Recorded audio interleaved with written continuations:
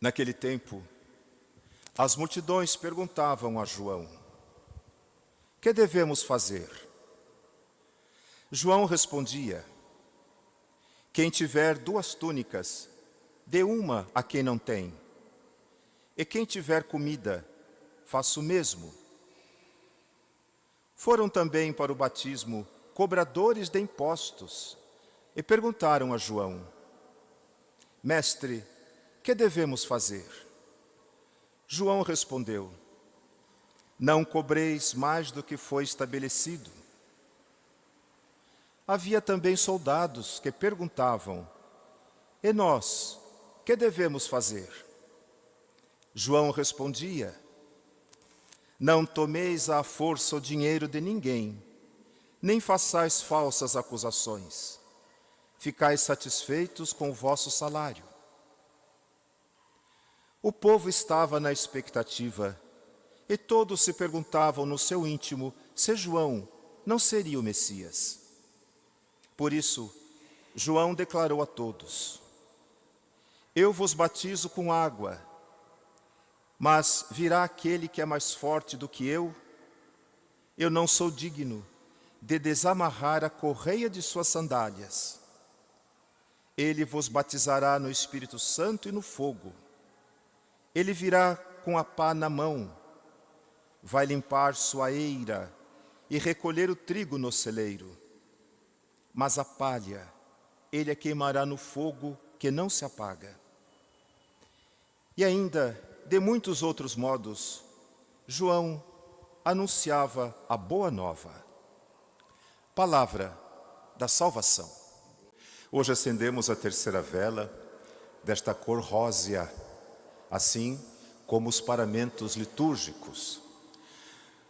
Róseo é uma intermediação entre o roxo, próprio desse tempo do Advento, que significa que nós estamos vigilantes, nós estamos atentos, nós estamos buscando conversão do nosso coração por conta de algo muito importante que vai acontecer. Por isso a cor roxa nos lembra que nós temos uma identidade, nós precisamos conhecer a nós mesmos. A cor roxa nos convida a olhar para dentro de nós e assim, tirando de nós falsas crenças, tirando de nós, quem sabe, fantasmas que nos assustam, conceitos e preconceitos que não nos deixam viver em paz, possamos renascer. E daí o branco do Natal que se aproxima, a festa do nascimento do menino Deus no meio de nós. Então, nesse tempo intermediário entre essa esperança, essa expectativa caracterizada pela cor roxa e o branco da festa do Natal, a Igreja nos propõe essa cor rósea e chama a este dia o domingo da alegria. Ninguém aguenta uma vida dura demais. Ninguém aguenta viver de sofrimentos, de provações. Há um momento na vida em que nós precisamos sorrir. Há um momento na vida que nós precisamos parar tudo, reunir os amigos, quantos forem, comprar 1 litro de cachaça e rir, e falar de futebol, e falar de piadas. Há um momento na vida em que nós precisamos parar de nos preocupar, de nos sentir culpados. Há um momento na vida em que nós precisamos sentir prazer em ser quem somos, em viver como vivemos, em ter o que temos. E por isso que esse domingo chamado da alegria nos convida a fazer isso. Nós precisamos de alegria na nossa vida.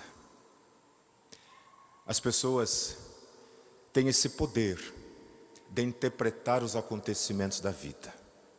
E já disse a vocês muitas vezes, e não me canso de repetir, tão importante quanto a vida é o sentido que nós somos capazes de dar a ela. Então, quando a gente olha o mundo, os acontecimentos, a vida, com bom humor, quando a gente é capaz de rir das nossas próprias bobagens, das nossas fragilidades, dos nossos medos, significa que nós estamos, afinal de contas, amadurecendo, crescendo e nos tornando pessoas. Então, esse domingo da alegria, convido a cada um de vocês a deixar de lado suas preocupações, suas tristezas, suas saudades, seus medos, suas culpas, para agradecer a Deus por estarmos aqui. Temos vencido tanta coisa. Hoje, a liturgia nos apresenta a figura deste grande homem chamado João. João o Batista. Ele foi assim conhecido porque ele batizava as pessoas no Rio Jordão. João, vocês sabem muito bem, é primo de Jesus, filho de Isabel, aquela mulher idosa, estéril, que na sua velhice viu realizado o seu sonho, viu atendida a sua prece. Deus lhe concedeu um filho, não apenas um filho, mas um profeta, aquele que veio a este mundo com uma missão: anunciar Jesus presente no meio de nós. Por isso João Batista é tão importante. Ele é chamado o precursor. Ele foi o último profeta do Antigo Testamento, fechando assim, de forma magnífica, aquilo que antes dele tantos outros anunciaram, a vinda do Messias, mas só ele é que viu e apontou Jesus presente no meio de nós, tornando-se assim o primeiro profeta do Novo Testamento, o profeta do cristianismo, João Batista, aquele a quem Jesus disse: não existe homem algum maior do que ele. E hoje nós o encontramos batizando as pessoas. Por que que as pessoas iam até ele? Porque ele tinha moral. As pessoas acreditavam nele. Todos nós, de alguma forma, buscamos a verdade. Isso está dentro de nós, é o nosso DNA espiritual. Nós buscamos a verdade e nos inquietamos por isso. Por mais simples que seja a pessoa, ela busca uma razão para viver. E a razão da sua existência é a busca que ela tem da verdade. Qual é, afinal de contas, o sentido da sua vida, a razão da sua existência, para onde nós estamos indo, o que acontece conosco depois da nossa morte? Ainda que seja inconsciente, todos nós buscamos isso. E é por isso que muitas pessoas, sobretudo hoje, com esse advento da internet, se tornaram especialistas em horóscopos, em previsões. Todo mundo quer saber para onde está indo, o que vai acontecer. Por isso as pessoas naquele tempo antigo buscavam João, queriam um sentido para a sua vida, alguma coisa que desse razão à sua existência. O que devemos fazer?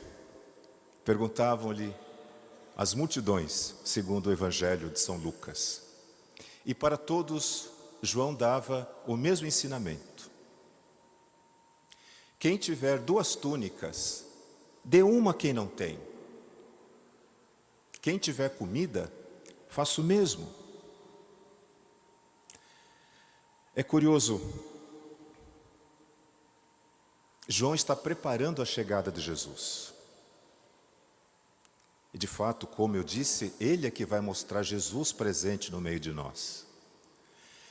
Mas ele não fala assim para as pessoas, né? Reze mais. Faça mais promessas.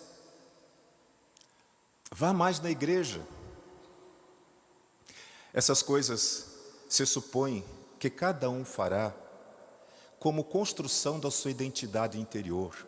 Nós buscamos na religião ajuda, buscamos na religião um reforço, buscamos na religião uma luz.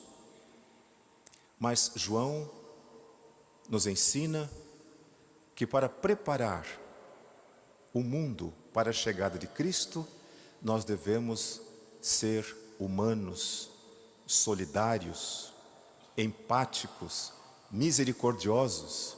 Precisamos pôr o nosso coração junto ao coração de quem precisa.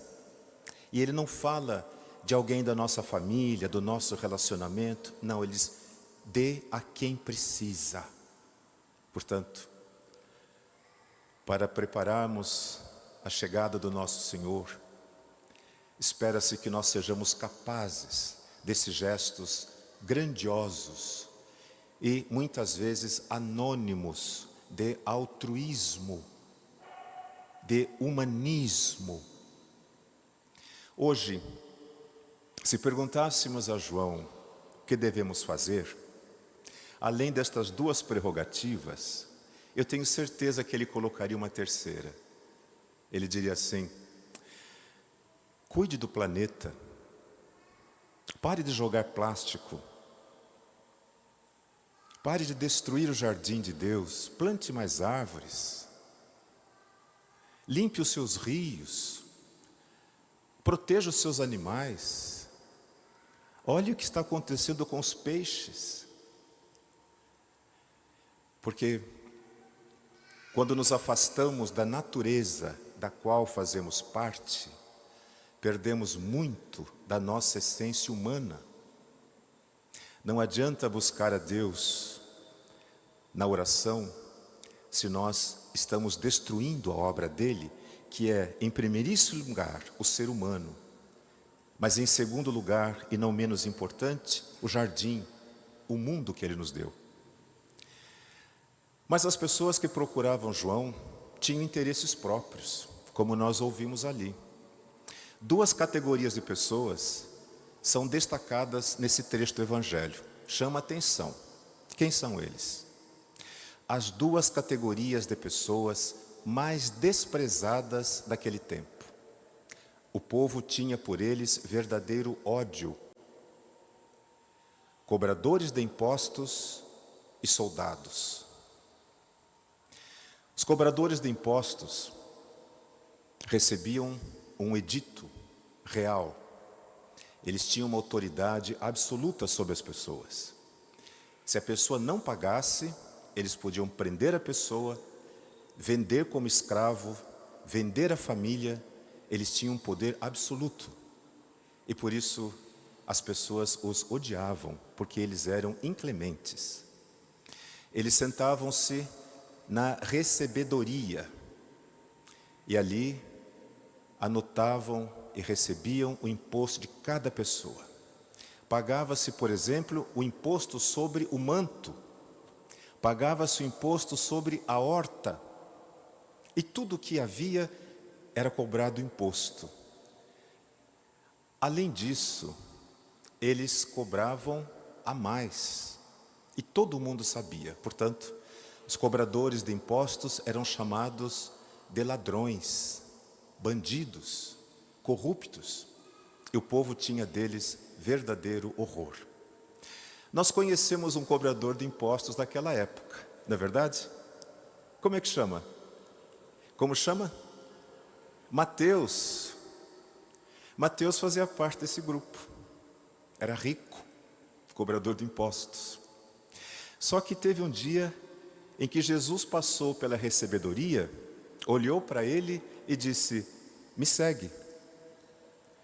E o Evangelho diz, ele largou tudo e foi atrás de Jesus. É o São Mateus que nos escreveu um dos 4 evangelhos.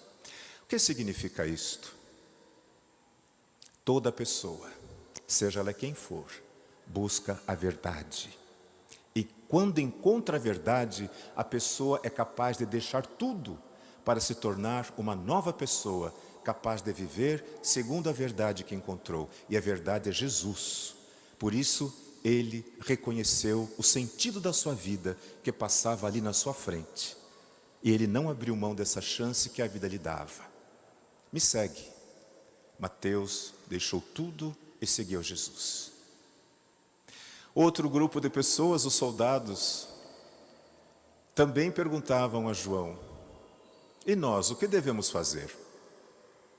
Repito, todo ser humano busca a verdade, uma razão para a sua existência. Um soldado carrega uma arma e ele tem a proteção da lei para usar a força e a violência. Naquele tempo, vocês ouviram bem as recomendações de João. Não tirem a força, nada de ninguém. Não aceitem propina. Fiquem contentes com o seu salário. Por que ele precisa falar essas coisas? Porque eles faziam exatamente o contrário, né? Quando a gente está imerso numa cultura, numa sociedade, a gente faz tudo para corresponder àquilo que é valor na sociedade. Naquele tempo, valia a força bruta, a lei do mais forte. Então, um soldado, quando ninguém estava olhando, fazia isso que João acaba de denunciar. Eles violentavam mulheres e crianças. E ninguém podia fazer nada, porque eles carregavam armas. Eles abusavam de mulheres e crianças. Olhem, esse grande historiador chamado Flávio Joséfo, que viveu nessa época, ele conta os costumes da época. Eles extorquiam as pessoas, porque tinham armas e tinham o poder da lei. E, no entanto, alguns deles estavam lá, perguntando a João o que devemos fazer.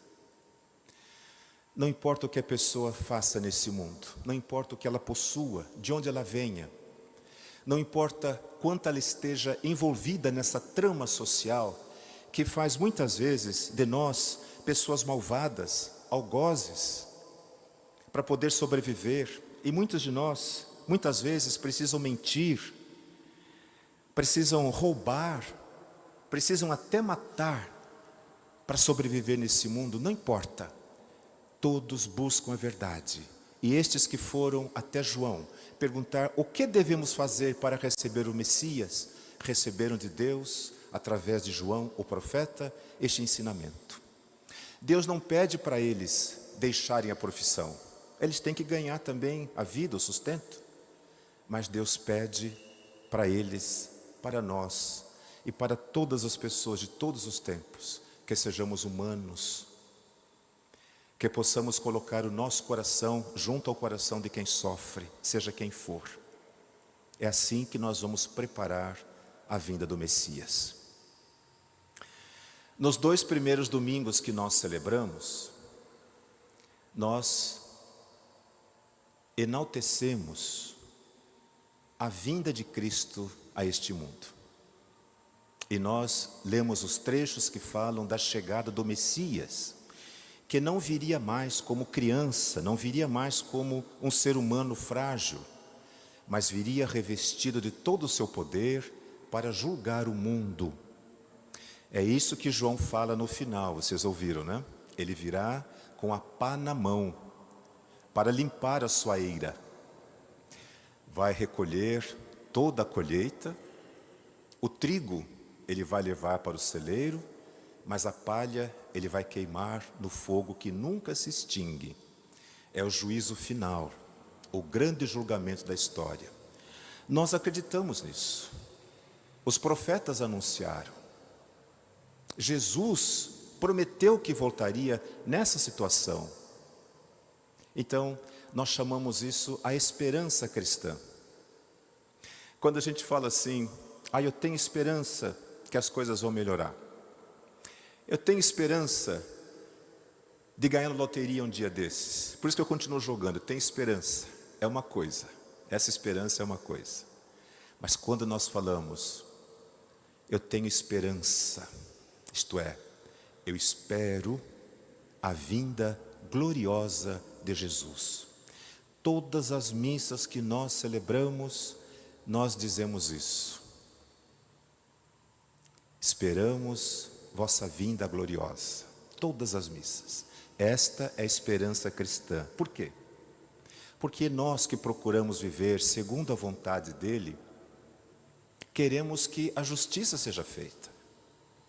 Queremos que haja de fato uma correção nas coisas e que as pessoas possam, diante da verdade, mudarem a sua atitude, o seu coração. Então, a despeito da nossa fragilidade, dos nossos medos, nós vamos procurando modelar essa pessoa que está sendo formada dentro de nós. Quando o nosso corpo físico se desfazer, essa pessoa espiritual vai se manifestar. E como ela será? Será de acordo com aquilo que tivemos feito nesse mundo.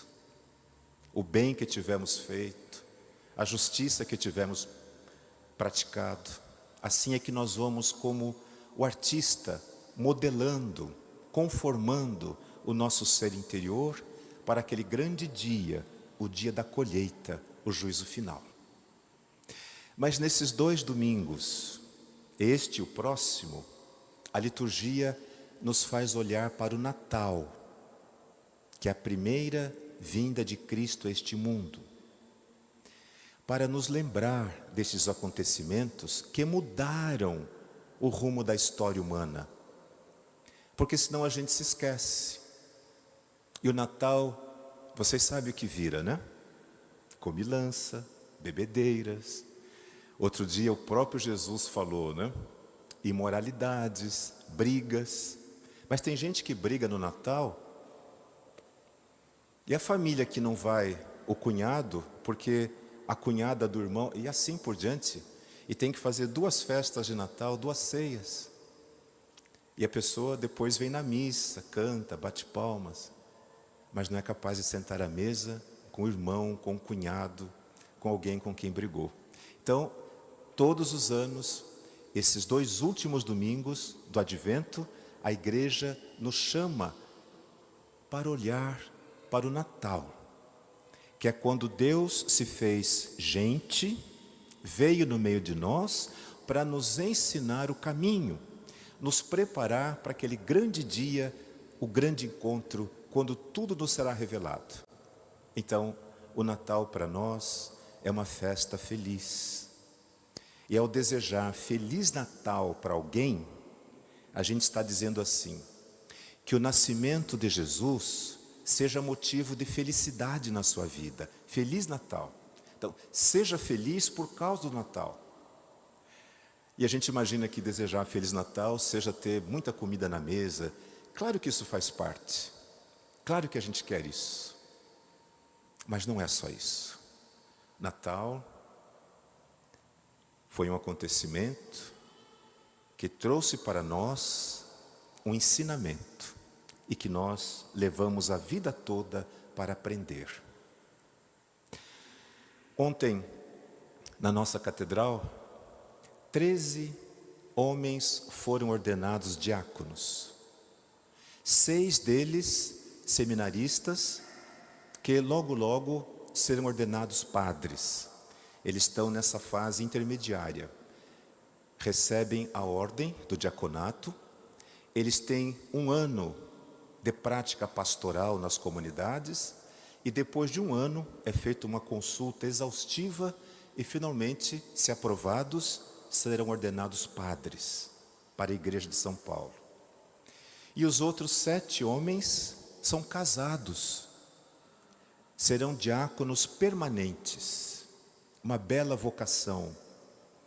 Homens a partir de 35 anos de idade, casados, podem pleitear esta graça, receberem este dom, serem ordenados diáconos para o serviço da igreja.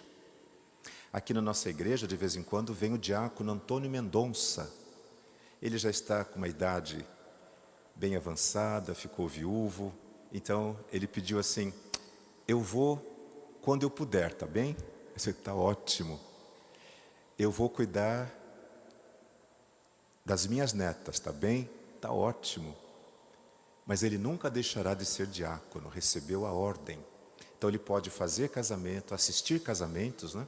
Fazer batizados, ele pode expor o Santíssimo, ele pode conduzir a celebração da palavra. É um serviço especial, o ministério da igreja. Digo isto a vocês para lembrá-los que Deus tem um plano para cada um de nós, cada um de nós. Não importa o que você fez, não importa por onde você andou, não importa o que você deixou de fazer, Deus só espera um pensamento seu, um desejo, uma prece, e Ele estará ali junto de você para te conduzir.